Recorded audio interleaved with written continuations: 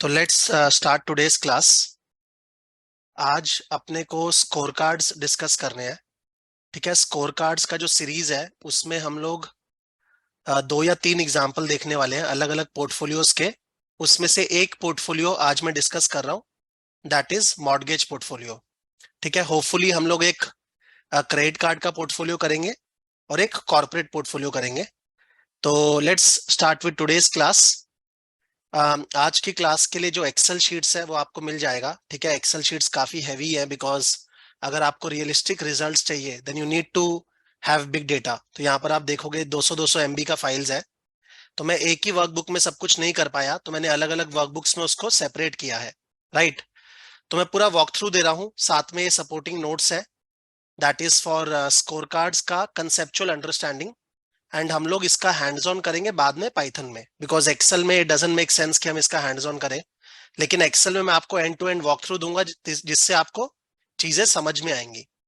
Right, तो हम लोग मॉर्गेज डेटा के साथ काम कर रहे हैं एंड इस डेटा में 50,000 मॉर्गेजेस अवेलेबल है। राइट, तो as you can see ID यहाँ पे 1 से लेकर 50,000। और अगर मैं नंबर ऑफ रोज आपको दिखाऊंगा इस डेटा में, इट इज 6,22,000। तो this is quite a realistic data. ठीक है, कुछ भी डमी डेटा नहीं है इसमें, रियलिस्टिक डेटा है। 50,000 मॉर्गेजेस का डेटा है एंड 6 लाख के ऊपर रोज है। नाउ डेटा बहुत बड़ा है, इसमें बहुत सारे कॉलम्स आपको दिख रहे होंगे। थोड़ा सा समराइज करता हूं कि डेटा में क्या क्या चीजें अवेलेबल है। बेसिकली ये जो डेटा है उसमें 4 तरह के वेरिएबल्स है: time variables, macro economic variables, loan and borrower specific variables, and fourth is outcome variables. ये 4 तरह के वेरिएबल्स अवेलेबल है: time variables, macro economic variables, loan and borrower specific variables and outcome variables. तो time variables अगर मैं आपको show करूंगा, यहां पे आपको एक कॉलम दिखेगा ओरिजिनेशन टाइम का। ये लोन कब ओरिजिनेट हुआ था, right, that is origination time. Now Sachin has a question, this is retail data mortgage का। ऑब्वियसली सचिन, रिटेल डेटा ही मैं लेके चल रहा हूं, रेजिडेंशियल मॉर्गेजेस। राइट, तो टाइम वेरिएबल में one variable is origination time, कि ये लोन कब ओरिजिनेट हुआ था। राइट, नाउ यहां पर जो टाइम वेरिएबल है वो डेट की फॉर्म में नहीं गिवन है, उसका एक टाइम स्टैंप गिवन है। जैसे यहां पर आप देखोगे -7, ठीक है, -30, उसके अलावा 17, उसके अलावा 49, दीज आर टाइम स्टैम्प्स। ठीक है, आप डेट ले लो या टाइम स्टैंप ले लो, एक ही बात है। उसके अलावा you have snapshot time, this column B is your snapshot time. Basically हम लोग क्या करते हैं, हम लोग हर एक लोन की परफॉर्मेंस को इवैल्यूएट करते हैं ऑन अ मंथली बेसिस। हर एक लोन की परफॉर्मेंस को इवैल्यूएट करते हैं ऑन अ मंथली बेसिस। तो वो जो टाइम स्टैंप है that is your snapshot time. नाम से आपको पता लग रहा है कि हम लोग अलग अलग टाइम पे जाके स्नैप लेंगे कि हमारा क्या इनपुट था, क्या आउटपुट था। That is why this is snapshot time.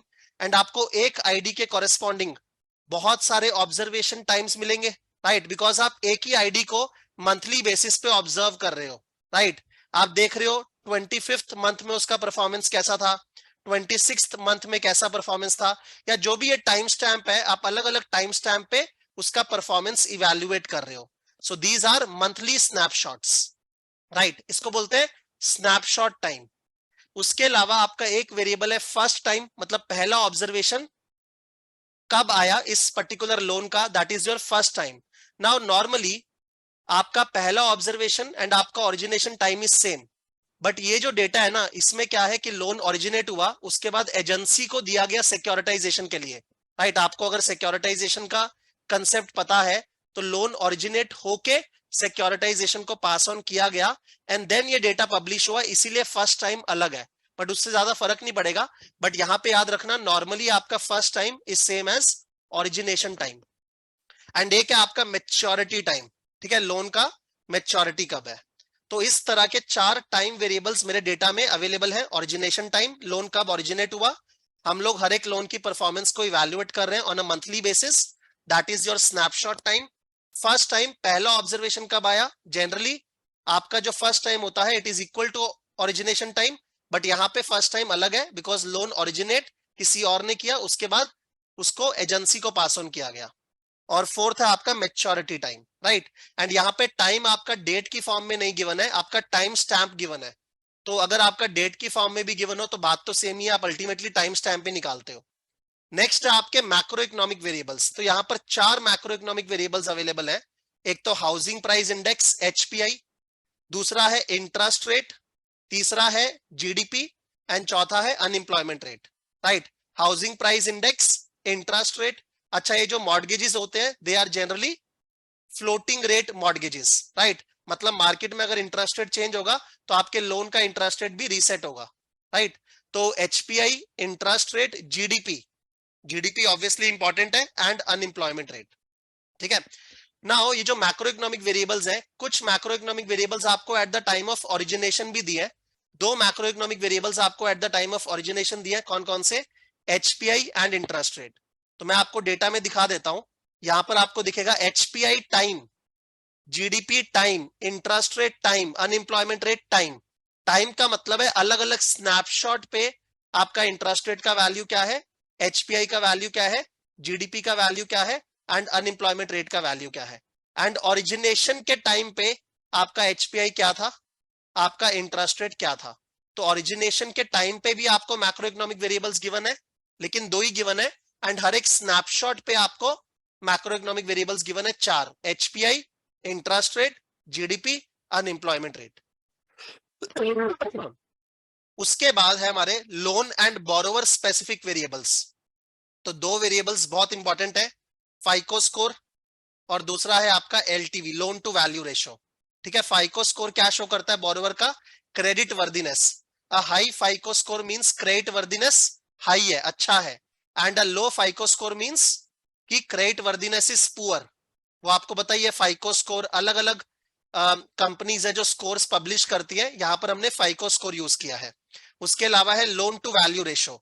Loan to value ratio क्या होता है? सपोज आपने 100 रुपीज की प्रॉपर्टी के लिए 70 रुपीज का लोन लिया, तो आपका लोन टू वैल्यू रेशो कितना होगा?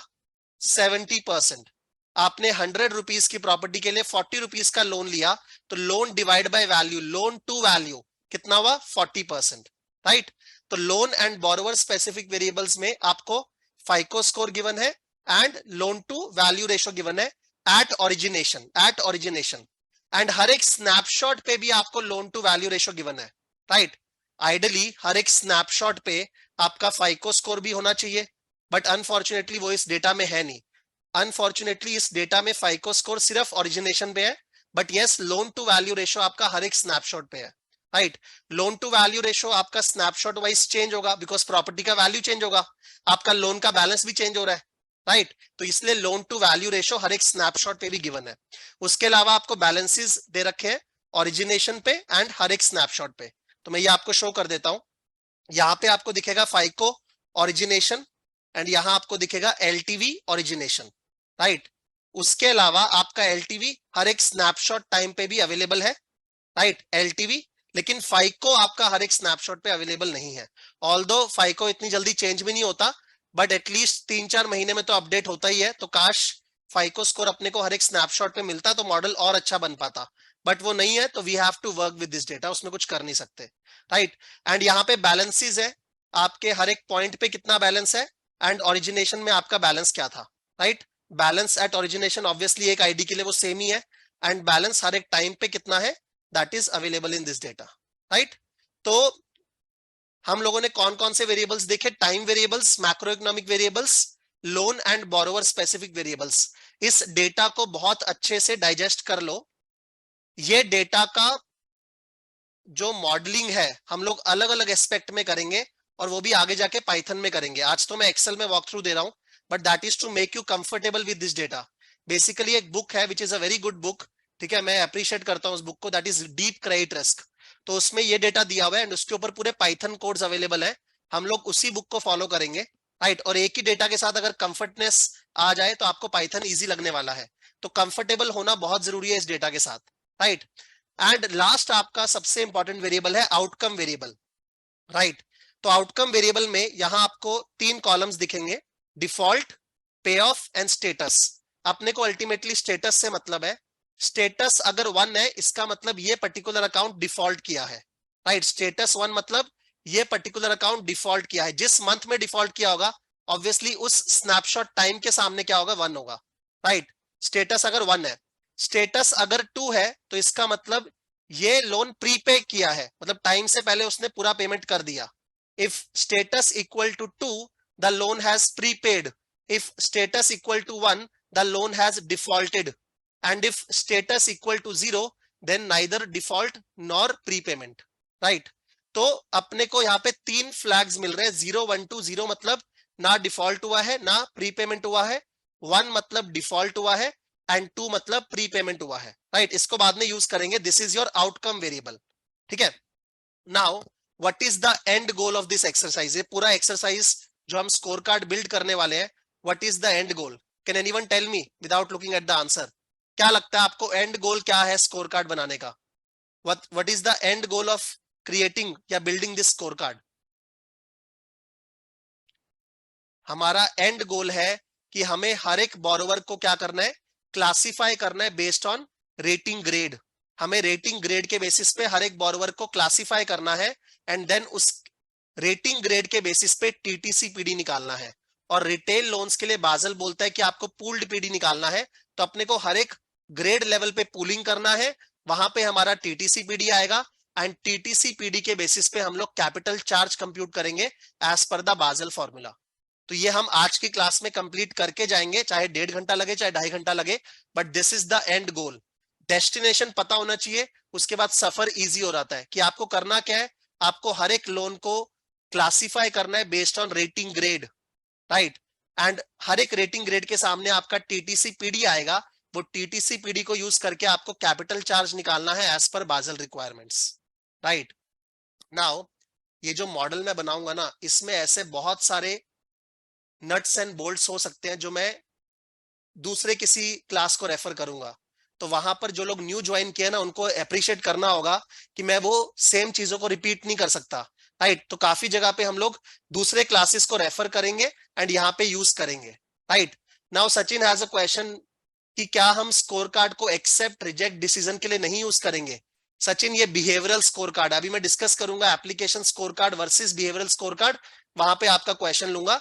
बट राइट नाउ मेरा आज का गोल क्या है कि मुझे बेसिकली हर एक रेटिंग ग्रेड के सामने टीटीसी पीडी निकालना है. ठीक है. काफी सारे लोग मेरे के पीछे पड़े हुए थे कि सर बाजल के हिसाब से आपने कैपिटल निकालना नहीं सिखाया as per IRB, internal rating based approach. तो आज की क्लास में हम लोग वो इंटरनल रेटिंग बेस्ड अप्रोच ही मॉडल करने वाले हैं. राइट. ओके. नाउ सबसे पहले तो मैं इस शीट में आपको डेटा शो कर दिया. नाउ सबसे पहले हमें क्या करना है, ऑब्वियसली हम लोग डेटा के ऊपर कुछ बेसिक चेक्स करेंगे, रिकंसिलिएशंस करेंगे. तो मैंने यहाँ पे 4-5 तरह के चेक्स लगाए हैं. चेक 1 क्या है कि आपका snapshot time should be greater than equal to first time. Right. आप मेरे साथ एग्री करते हो कि नहीं, कमेंट बॉक्स में लिखते रहना. जो मैंने चेक 1 लगाया कि आपका snapshot time should be greater than equal to first time. Obviously right. First time है, पहली बार कब ऑब्जर्व कर रहे हो, एंड स्नैपशॉट टाइम में आप मंथली बेसिस लेके चल रहे हो. तो ऑब्वियसली योर टाइम, जो आपका स्नैपशॉट टाइम है, that will be greater than equal to first time. दूसरा मैंने चेक लगाया है कि आपका first time should be greater than equal to origination time. Right. First time should be greater than equal to origination time. अगर ऐसा नहीं है तो उन पर्टिकुलर आईडीज में कुछ मिस्टेक्स है, हमें वो डेटा को ठीक करना होगा. उसी के लिए रिकंसिलिएशंस कर रहे हैं, बेसिक चेक्स कर रहे हैं. नाउ सर बेसिक चेक्स का एक चेकलिस्ट दे दो ना. बेसिक चेक्स का चेकलिस्ट होता ही नहीं है. It is more of an art. आप जब बहुत सारे केस स्टडीज प्रैक्टिस करोगे, जैसे आज हम एक केस स्टडी कर रहे हैं, उसके अलावा हम लोग कॉर्पोरेट मॉडल बनाएंगे, उसके अलावा हम लोग एक क्रेडिट कार्ड के डेटा के ऊपर मॉडल बनाएंगे, तो वहां पर आपको समझ में आएगा कि कोई यूनिवर्सल चेकलिस्ट नहीं है. आपको अलग अलग डेटा पे बेसिकली अपने स्किल के बेसिस पे एक चेकलिस्ट बनाना होगा. तो मेरा चेक 1 क्या है, time should be greater than equal to first time. मेरा चेक 2 क्या है कि first time should be greater than equal to origination time. And मेरा चेक 3 क्या है कि origination time is before maturity time. अगर कोई पर्टिकुलर आईडी ये चेक्स को फेल करता है तो इसका मतलब वो पर्टिकुलर आईडीज में कुछ मिस्टेक्स है. मैंने क्या किया है, जिन आईडीज में ये चेक फेल हुए हैं, मैंने सिंपली उनको रिमूव कर दिया. नाउ रिमूव करना चाहिए या ट्रीट करना चाहिए, that is again an art. अगर बहुत सारे आईडीज ऐसे है ही नहीं, जैसे यहाँ पे मेरे पास 50,000 लोन्स है एंड आपको दिखता है कि 10-12 आईडीज ऐसे हैं जिसमें चेक फेल हो रहे हैं, तो रिमूव कर दो ना उनको. बैठ के ट्रीट क्यों करना है, बिकॉज आपके पास उसके अलावा सफिशिएंट डेटा सेट है. तो ये 3 चेक्स मैंने परफॉर्म किया, मैं आपको दिखा दे रहा हूं। यहां मैंने कॉलम्स बनाए चेक 1, चेक 2, चेक 3, ठीक है। वो चेक 1 में जो रूल्स लगाए हैं वो आप बाद में देख लेना। सिंपल एक्सेल यूज किया मैंने, कोई वीबीए वगैरह यूज ही नहीं किया। तो कोई भी पर्सन ये बोलने वाला ही नहीं है बाद में कि सर आपने तो बहुत हाई फाई एक्सेल बनाया। बिल्कुल सिंपल बनाया है, साथ में सपोर्टिंग नोट्स है। बट अब मैं एक्सेल का एक एक सेल नहीं दिखाऊंगा, अब आप बच्चे नहीं रहे, अपने बहुत सारा क्लासेस ऑलरेडी कर चुके हैं, राइट। तो time greater than equal to first time, वो चेक्स मैंने लगाए हैं। उसके अलावा आपका first time should be greater than equal to origination time, and आपका origination time should be less than maturity time. तो जिन अकाउंट्स में ये चेक फेल हुए हैं, राइट, यहां पे आपको दिख जाएगा चेक 1, चेक 2, चेक 3। तो चेक 1 में आपका एक्चुअल काउंट कितना है, मतलब कौन से अकाउंट से जो ये जो फर्स्ट चेक है उसको पास कर रहे हैं, और एक्सपेक्टेड काउंट कितना है। एक्सपेक्टेड काउंट तो आपका टोटल नंबर ऑफ ऑब्जर्वेशन ही हो गया। तो सारी आईडीज मेरे फर्स्ट चेक को पास कर रहे हैं। नाउ कुछ आईडीज है अराउंड 45 आई गेस, जो सेकंड चेक को फेल कर रहे हैं। तो मैंने सिंपली क्या किया, उन आईडीज को रिमूव कर दिया डेटा से, राइट। सिमिलरली कुछ आईडीज है, एक ही आईडी है जो थर्ड चेक को फेल कर रहा है, तो मैंने उसको भी रिमूव कर दिया। मैं रिमूव क्यों कर रहा हूं, बिकॉज बहुत कम आईडीज है ना, 50,000 में से अगर 45 आईडीज में प्रॉब्लम है भी तो सीधा रिमूव करो ना, उसको बैठ के आपको ट्रीट क्यों करना है, राइट। तो मैंने वो आईडीज को रिमूव ही कर दिया, एंड मैंने मैनुअली रिमूव किया है उसको। नाउ एक चीज ध्यान रखना, जब भी आप आईडीज को रिमूव करते हो तो आपको ऐसा नहीं कि बीच में से वो ऑब्जर्वेशंस को रिमूव कर दो, गलत हो जाएगा ना, बिकॉज यहाँ पर तो एक आईडी के बहुत सारे ऑब्जर्वेशंस है एंड वो एक सीक्वेंस में चल रहे हैं। तो जब आप कोई पर्टिकुलर ट्रीटमेंट करोगे, आपको वो पूरे के पूरे आईडी पे करना है, ना कि कुछ बीच के रोज पे, राइट। तो वो आपको ध्यान रखना है सिर्फ, ठीक है। तो ये आपका चेक 1 हो गया, चेक 2 हो गया, चेक 3 हो गया। चेक 4 मैंने क्या लगाया है, आपका balance at each time observed should be less than equal to balance at the time of origination. Generally आपके बैलेंसेस रिड्यूस होंगे, बट मैंने देखा कि कुछ अकाउंट्स में ये बैलेंसेस इंक्रीज हुए, but that is because of penalties and extra interest rate. That is genuine. अगर वो जेन्युइन नहीं होता तो मैं उसको रिमूव कर देता, बट मुझे वो डेटा को ऑब्जर्व करके पता लगा कि पेनल्टीज और इंटरेस्ट रेट के कारण वहां पे बैलेंसेस इंक्रीज हुए, तो मैंने कोई एक्शन वहां पे नहीं लिया। वैसे भी बैलेंस जो है it is not an important variable for default risk modelling, तो वो मेरे लिए इंपॉर्टेंट नहीं है, तो मैंने उसको ट्रीट नहीं किया। It is very important to understand कि जो वेरिएबल्स आपके डिफॉल्ट मॉडल के लिए इंपॉर्टेंट है आप उसी को ट्रीट करो, बैठ के हर एक वेरिएबल को ट्रीट नहीं करना, राइट। मेरे पास बहुत सारे वेरिएबल्स हो सकते हैं, but they may be redundant for me, for my model, तो मैं बैठ के उनको ट्रीट नहीं करूंगा, मैं उन्हीं वेरिएबल्स को ट्रीट करूंगा जो मेरे लिए इंपॉर्टेंट है। इनफैक्ट हम लोग एक चेकलिस्ट बनाते हैं कि कौन सा वेरिएबल हमारा इंपॉर्टेंट है मॉडल के लिए, प्राइमा फेसी कौन सा हमारा ट्रांजैक्शन वेरिएबल है, कौन सा हमारा डिफॉल्ट मॉडल का वेरिएबल है, कौन सा हमारा आइडेंटिफायर है। इस तरह का चेकलिस्ट आप बना सकते हो। चेक 5 है कि स्टेटस टाइम प्रॉपरली जनरेट हुआ है कि नहीं हुआ, राइट। तो हमारे पास डेटा में 2 कॉलम्स थे, डिफॉल्ट टाइम, पे ऑफ टाइम, उससे स्टेटस टाइम गिवन था। मैंने खुद का भी एक स्टेटस चेक कॉलम बना लिया, एंड मैं कंफर्म करूंगा कि जो स्टेटस टाइम है क्या वो स्टेटस चेक के साथ मैच कर रहा है कि नहीं। स्टेटस चेक में मैंने क्या लिखा है, अगर डिफॉल्ट हुआ है, right, default equal to 1, then final status क्या होना चाहिए, 1। अगर प्रीपेमेंट 1 है then status equal to 2, otherwise 0, right. तो डिफॉल्ट अगर 1 है तो फाइनल स्टेटस 1, प्रीपेमेंट अगर 1 है देन फाइनल स्टेटस 2, अदरवाइज 0। तो जो स्टेटस टाइम कॉलम डेटा में अवेलेबल था, मैं जस्ट चेक कर रहा हूं कि एक्चुअल में वो स्टेटस टाइम कॉलम ठीक से पॉपुलेट हुआ है कि नहीं, बिकॉज ये कॉलम तो बहुत इंपॉर्टेंट है मेरे लिए, मेरा मॉडल ही इसके ऊपर बनने वाला है, राइट। तो नाउ जिन आईडीज में ये चेक्स फेल हुए हैं, हमने सिंपल क्या कर दिया, उनको रिमूव कर दिया, और मैंने आपको बोला है कि you have to make sure that you delete all the rows for IDs failing the checks, right. और ये सारा मैंने कहा किया, फाइनल स्कोर कार्ड 1 में। तो मैंने इंडेक्सिंग भी कर दिया है सारे शीट्स का, बाद में आप नोट्स को साइमल्टेनियसली रेफर कर सकते हो, एंड एक्सेल को आपको खुद देखना है। इतना स्पून फीडिंग मत एक्सपेक्ट करो कि मैं एक एक सेल आपको जाके दिखाऊं।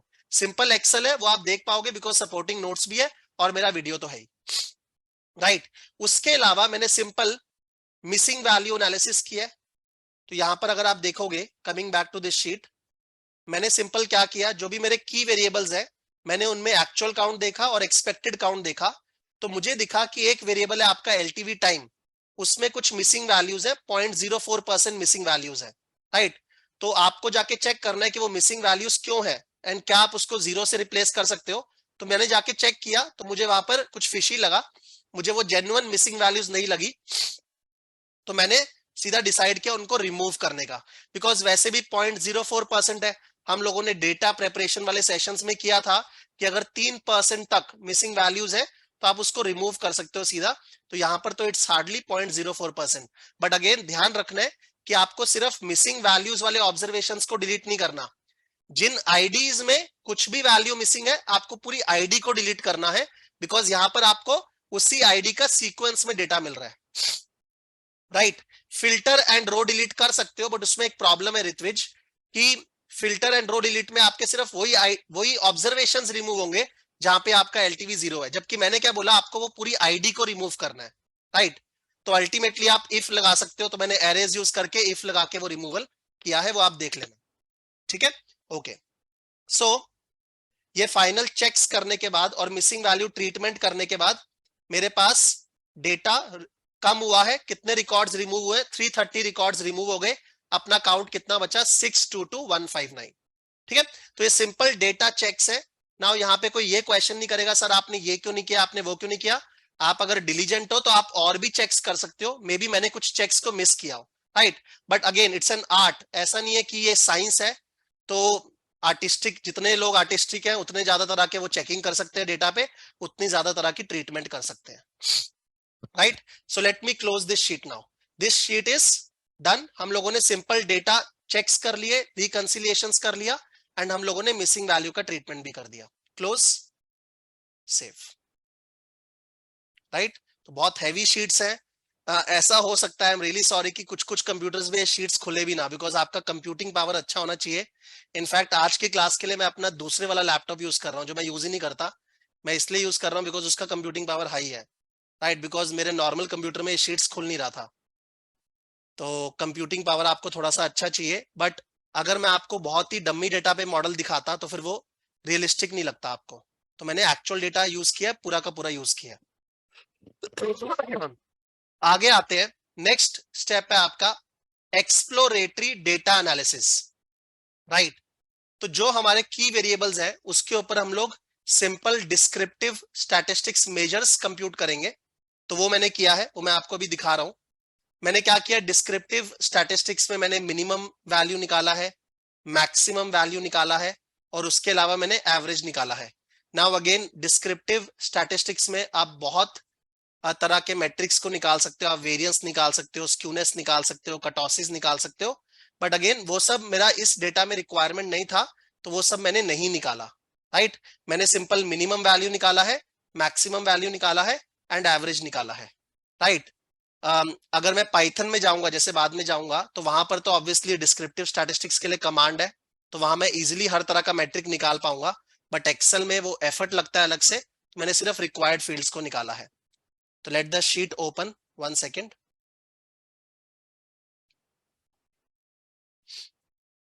तब तक जो क्वेश्चंस है प्लीज आस्क मी, अगर कोई क्वेश्चंस है तो।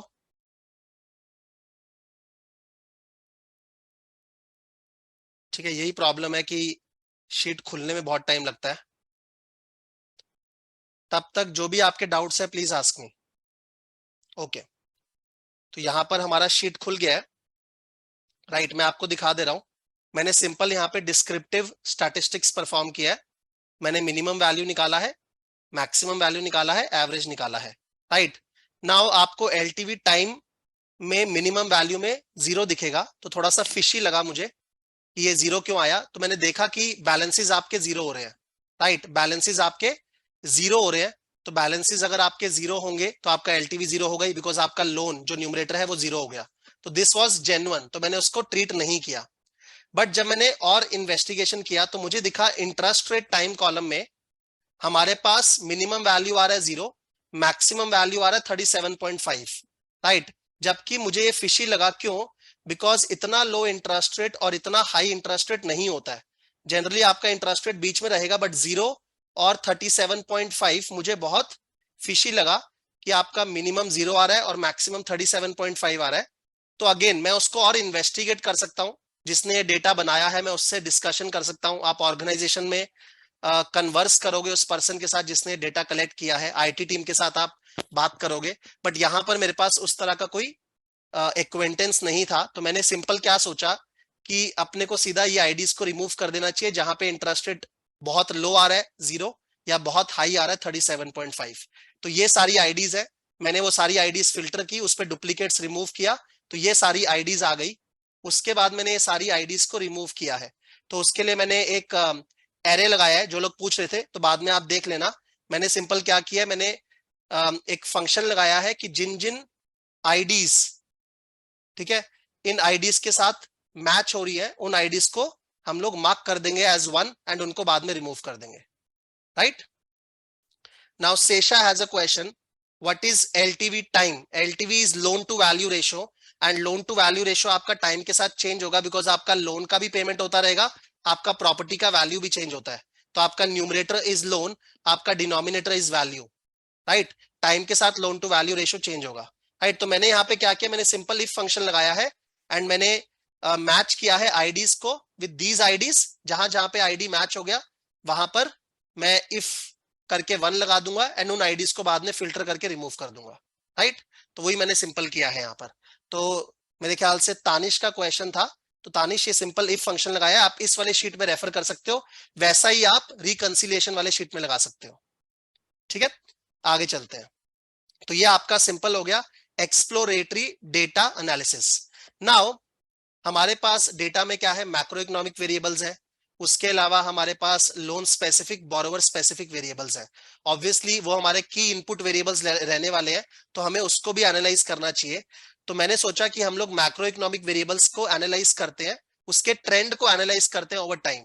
सो for macro economic variables we analysed the trend over time, right. मैंने बेसिकली पिवट टेबल्स यूज किया है to aggregate average macro economic values over time. Let me show you. तो यहां मैंने डेटा लिया एंड मैंने उसके ऊपर पिवट टेबल बिल्ड किया है। तो पिवट टेबल में रो फील्ड में मेरा टाइम आ गया एंड जो मेरा वैल्यू फील्ड है उसमें एवरेज आ गया एचपीआई का, जीडीपी का, अनएम्प्लॉयमेंट रेट का एंड इंटरेस्ट रेट का। तो मैं कर क्या रहा हूं इफेक्टिवली, मैं यहाँ पे ट्रेंड एनालाइज कर रहा हूं अपने मैक्रो इकोनॉमिक वेरिएबल्स का ओवर टाइम, राइट। उसके लिए मैंने पिवट टेबल्स को यूज किया है, राइट। मैंने उसके बाद क्या किया, इनको प्लॉट किया है। तो यहां पर आप देख सकते हो unemployment rate, एचपीआई, interest rate and GDP. Now the beauty of this data is, आपको इस डेटा में एक्सपेंशनरी फेज भी दिखेगा, रिसेशनरी फेज भी दिखेगा। नाउ जो लोग बाजल रेगुलेशंस को पढ़े हैं, बाजल का एक रिक्वायरमेंट है कि आपके मॉडल में फुल इकोनॉमिक साइकिल कवर होना चाहिए। तो मेरा जो डेटा है उसमें एक्सपेंशनरी फेज भी है मुझे दिख रहा है एंड रिसेशनरी फेज भी है, जहां पे जीडीपी आपको दिख रहा है नेगेटिव हो रहा है। तो उस केस में this data covers full economic cycle, तो बाजल के हिसाब से ये डेटा कंप्लीट है, राइट। सेकेंडली आपको दिख रहा है कि अनएम्प्लॉयमेंट रेट एंड जीडीपी में नेगेटिव कोरिलेशन है। तो जब आपका जीडीपी ड्रॉप हो रहा है आपका अनएम्प्लॉयमेंट रेट इंक्रीज हो रहा है एंड थोड़ा लैग के साथ हो रहा है, कैन यू सी, लैग के साथ हो रहा है। तो this is also as per the intuition. आप मैक्रो इकोनॉमिक वेरिएबल्स को क्या एनालाइज करोगे कि वो इंट्यूशन के हिसाब से बिहेव कर रहे हैं कि नहीं, yes they are behaving as per your intuitions, right. And ये जो बाद के टाइम्स है ना, तब बेसिकली थोड़े से खराब टाइम्स है, तब आपके इंटरेस्ट रेट्स भी ड्रॉप हो रहे हैं, तो वो तो होंगे ही, इंटरेस्ट रेट कट होते हैं खराब टाइम्स में, राइट। नाउ यहाँ पे मैंने स्टैंडर्डाइज भी किया है ये चारों वेरिएबल्स को। स्टैंडर्डाइज कैसे करते हैं, minus mean divide by sigma करके, जी निकालते हैं ना, Z value, X minus mean divide by S D. तो यहाँ मैंने मीन निकाला है, यहाँ मैंने एच डी निकाला है, हर एक कॉलम का मैंने x minus mean divide by sigma किया है, या एक्सेल में उसका सीधा फंक्शन होता है स्टैंडर्डाइज। ये मैंने क्यों किया है, बिकॉज मेरे को आउटलायर्स के लिए चेक करना है कि जो मेरे सारे की वेरिएबल्स हैं वो with in plus minus almost 3 HD हो। तो यहां पर अगर आप देखोगे जो आपका एचपीआई है दैट इज माइनस 1.9 टू 1.8, आपका जो जीडीपी है माइनस 3.3, 3 के पास ही है टू 1.8, आपका जो अनएम्प्लॉयमेंट रेट है माइनस 1.4 टू 1.9 एंड आपका जो इंटरेस्ट रेट है माइनस 1.2 टू 1.83। तो with in plus minus 3 sigma है, तो इसका मतलब कोई आउटलायर्स नहीं है, आउटलायर्स नहीं है, मेरे मैक्रो इकोनॉमिक वेरिएबल्स का trend as per my intuition है, तो इसका मतलब ये डेटा सही है, ये डेटा सही है। नाउ आप और कुछ तरह के एनालिसिस करना चाहते हो आप कर सकते हो, अगेन वो आर्ट है, इनफैक्ट मैं आपको केस स्टडीज दूंगा ही, असाइनमेंट दूंगा ही, आप जितना मर्जी आर्टिस्टिक होगे, जितना मर्जी एनालिसिस कीजिए, ठीक है। तो ये आपका हो गया मैक्रो इकोनॉमिक वेरिएबल्स। जो आपके लोन स्पेसिफिक वेरिएबल्स हैं उसका ट्रेंड हम एनालाइज करेंगे ओवर विंटेज। विंटेज याद है, विंटेज का कंसेप्ट हमने बहुत बारी किया है कि क्रेडिट रिस्क में लोन कब ओरिजिनेट हुआ था वो बहुत इंपॉर्टेंट है, बिकॉज जो विंटेज है आपका that reflects the underwriting standards, right. मतलब सपोज कोविड के टाइम जो लोन दिए गए थे तब आपके अंडरराइटिंग स्टैंडर्ड्स अलग थे, कोविड के पहले अंडरराइटिंग स्टैंडर्ड्स अलग थे, कोविड के बाद अंडरराइटिंग स्टैंडर्ड्स अलग थे। 2008 क्राइसिस के पहले जो मॉर्गेज लोन्स के अंडरराइटिंग स्टैंडर्ड्स थे दे वर वेरी वीक। 2008 क्राइसिस के बाद मॉर्गेज लोन्स के अंडरराइटिंग स्टैंडर्ड्स क्या हुए, स्ट्रांग हुए, राइट। तो जो विंटेज है, लोन कब ओरिजिनेट हुआ था, वो एक बहुत इंपॉर्टेंट पैरामीटर होता है that shows the underwriting standards at that particular time. उसके बेसिस पे आपका डिफॉल्ट रेट फ्लक्चुएट होगा, एक्सप्लेन होगा, राइट। तो यहां पर अगर आप देखो तो विंटेज तो आपके पास एक कॉलम में है which is origination time. Origination time तो आपका विंटेज ही है ना एक तरह से, कब लोन ओरिजिनेट हुआ था। बट यहां पर ओरिजिनेशन टाइम आपका मंथली गिवन है, आई वांटेड ईयरली विंटेजेस, तो मैंने ईयरली विंटेजेस क्रिएट किया है। मैंने एक सिंपल फंक्शन लगाया है कि अगर आपका origination time is less than equal to 0 तो उसको मैंने विंटेज 0 में डाल दिया।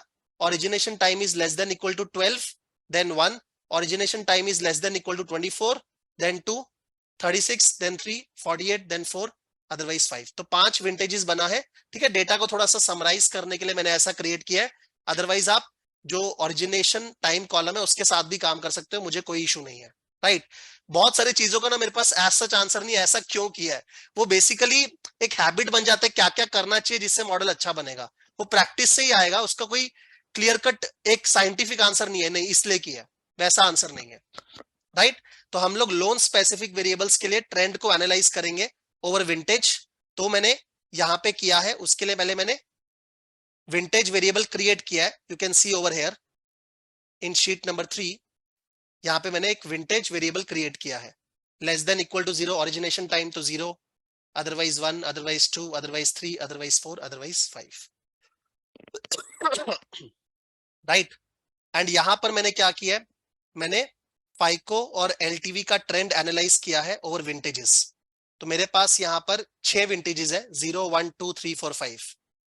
आपको यहाँ पे प्लॉट दिख रहा है फाइको का एंड एलटीवी का। मैंने यहाँ पे स्केल किया है, ठीक है, मिन मैक्स स्केलिंग मैंने किया है, मतलब जो वैल्यू है minus minimum divide by maximum minus minimum. यहां पर आप स्टैंडर्डाइज भी कर सकते हो but it makes more sense to min max scale, तो मैंने मिन मैक्स स्केल किया। नाउ ध्यान से प्लॉट को देखो, आपको प्लॉट में दिख रहा है blue curve is your phyco score and orange curve is your LTV. जो बाद के टाइम्स है वो आपके रिसेशनरी फेज है, तो रिसेशनरी फेज में आपके lending standards are tightened. Lending standards अगर टाइटन होंगे तो फाइको स्कोर आपको हाई दिखेगा, मतलब उसी को लोन दिया जाएगा जिसका FICO score is high, and loan भी कम दिया जाएगा as a proportion of property value, so loan to value ratio is low। तो रिसेशनरी फेज में आपके लेंडिंग स्टैंडर्ड्स आर वेरी टाइटन्ड, तो phyco score is high and LTV is लो।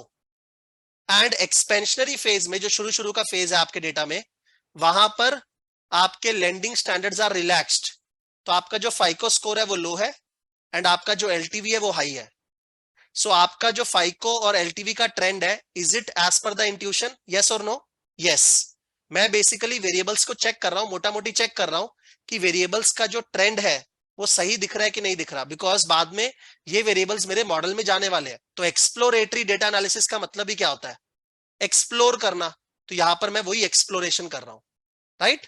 तो मुझे दिख रहा है कि एक्सपेंशनरी फेज में FICO is low, LTV is high, recessionary phase में FICO is high, LTV is low. Is that clear? तो इसका मतलब मेरे सारे variables as per the intuition है, मेरा मॉडल इन वेरिएबल्स के साथ बन सकता है, मुझे किसी भी वेरिएबल में प्रॉब्लम नहीं दिखा। क्लियर है ये? राइट, मैंने यहाँ पे नोट्स में डाल दिए, clearly the data contains a mix of good and bad years as required by Basel guidelines, ठीक है, and unemployment rate as expected moves opposite to GDP. तो मैं ये शीट को क्लोज कर दे रहा हूं। इन द मीनवाइल मैं थर्ड शीट को ओपन करूंगा, तो लेट मी सेव दिस। यहां तक सबको क्लियर है? अच्छा लग रहा है मॉडल? राइट, मैंने काफी रियलिस्टिक डेटा यूज किया है तो यहां पर कोई ये कंप्लेन नहीं कर सकता कि डमी डेटा पे काम कर रहे हैं अपने। एंड मॉर्गेज लोन्स में आपके फाइको एलटीवी ये सब वेरिएबल्स ही होते हैं।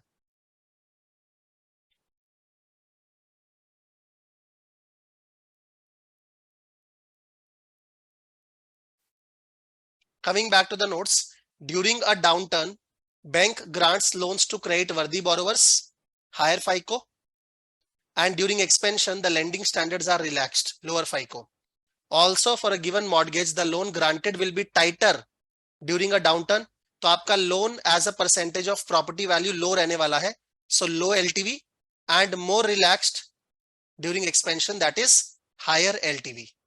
नोट, मैंने नीचे नोट में क्या लिखा है, all standardized values lies within plus minus 3 sigma, which rules out possibility of any outliers, right? तो हमारा मिसिंग वैल्यू चेक भी हो गया, आउटलायर्स भी हो गया, हमने सिंपल साइन भी एक तरह से चेक कर लिया या इंट्यूशन के हिसाब से चेक कर लिया कि मेरे वेरिएबल्स बिहेव कर रहे हैं कि नहीं कर रहे, right? Exploratory data analysis has been done in final score card 2। Next हमें क्या करना है, हमें न्यू वेरिएबल्स को डिराइव करना होता है मॉडल में, जो कि इंपॉर्टेंट है, एंड वो एग्जिस्टिंग वेरिएबल्स को मॉडिफाई करके बनेंगे, राइट?